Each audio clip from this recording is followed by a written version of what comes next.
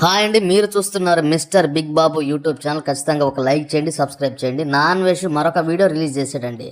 ఆ వీడియోలో అతను అడిగిన క్వశ్చన్స్కి నిజంగా చాలామంది షాక్ అయిపోయారు. పూర్తిగా వినిన తర్వాతే మీ అభిప్రాయం కామెంట్ చేయండి. అతను అడిగినటువంటి క్వశ్చన్స్ ఒక్కోటి చూద్దాం.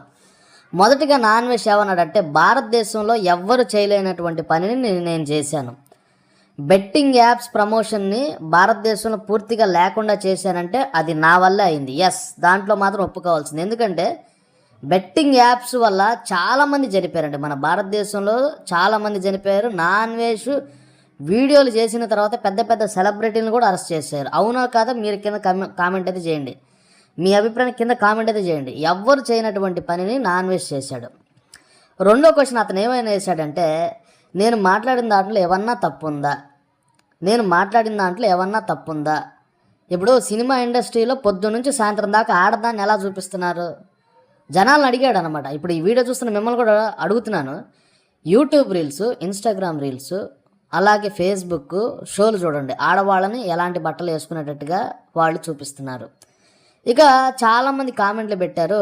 నాన్ వెజ్ 2 మాటలు అన్నాడు. సీతమ్మ తల్లిని అలాగే హిందూ మతం గురించి మాటలు అన్నాడు, ఒక వీడియోలో అన్నాడు. మరి చాలామంది కింద కామెంట్లు పెడుతున్నారు. మరి అలా అనుకుంటే రాధా మనోహర్ దాసు 6-7 సంవత్సరాలుగా యేసుక్రీస్తుని మరియమ్మ తల్లిని లమ్ము భాషతో తిట్టాడు కదా. మరి క్రైస్తవులు ఎంత ఇబ్బంది పడి ఉంటారు?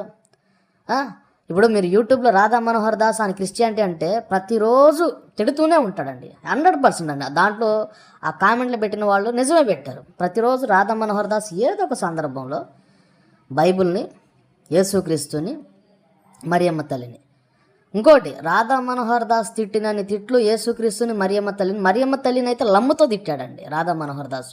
6 సంవత్సరాలుగా తిడుతూనే ఉన్నాడు. అది అందరికీ తెలుసు. రాధా మనోహర్ దాస్ ఎన్ని వీడియోలో తిట్టారో అది అందరికీ తెలుసు. కింద కామెంట్లు పెడుతున్నారు. ఇక్కడ పాయింట్ ఏంటంటే, రాధా మనోహర్ దాస్ 8 ఏళ్ళుగా తిడుతున్నాడు మరియమ్మ తల్లిని, యేసుక్రీస్తుని, బైబిల్ని. అది పక్కన పెట్టండి. ఇప్పుడు అందరూ అడుగుతున్నటువంటి పాయింట్ ఏంటంటే, నాన్ వెజ్ని ఎప్పుడు అరెస్ట్ చేస్తారు? ఒకవేళ అరెస్ట్ చేసి ఏ కేసు పెడతారు నాన్ వెజ్ పైన? ఒక పక్కన ప్రమోషన్ బెట్టింగ్ యాప్స్ లేకుండా చేశాడని మంచిగా అతని పైన ముద్ర వేసారు ఈ జనాలు. ఒకప్పుడు క్రైస్తవులను తిడతంటే చాలామంది పొగిడారండి. నాన్ వెజ్ని చాలామంది పొగిడారు. సనాతన ధర్మానికి ఒక ప్రతినిధి వచ్చాడు అన్నారు. ఎందుకంటే చాలా వీడియోల్లో క్రిస్టియానిటీ పైన, పాస్టర్ల పైన నాన్ వెజ్ నోరు బారేసుకున్నాడు. అది వాస్తవం. నాన్ వెజ్ ట్రిక్ ఏంటంటే, ప్రతి నెల ఒక టాపిక్ మీద అతను మాట్లాడతాడు. ఇప్పుడు ముస్లిం టాపిక్ మీద మాట్లాడితే నెక్స్ట్ క్రిస్టియన్స్ మీద మాట్లాడతాడు, దాని తర్వాత హిందూయిజం పైన మాట్లాడతాడు. ఇప్పుడు నాన్ వెజ్ అంటుంది ఏంటంటే, భారతదేశంలో సనాతన ధర్మం ఉంది, భారతదేశంలో హిందూ మతం అంటున్నారు. మరి ఇన్ని వేల దాడులు, ఆవుని, కుక్కని, ఇంత నీచమైనటువంటి, ఇప్పుడు మీరు ఇండియాలో చూస్తే అతను అంటున్నటువంటి మాటలు, ఇండియాలో ఆడవాళ్ళకి రక్షణ లేదంట. ఇది మాత్రం ఒప్పుకునే పరిస్థితి లేదండి. ఇది మాత్రం ఎవరు కూడా ఒప్పుకోరు.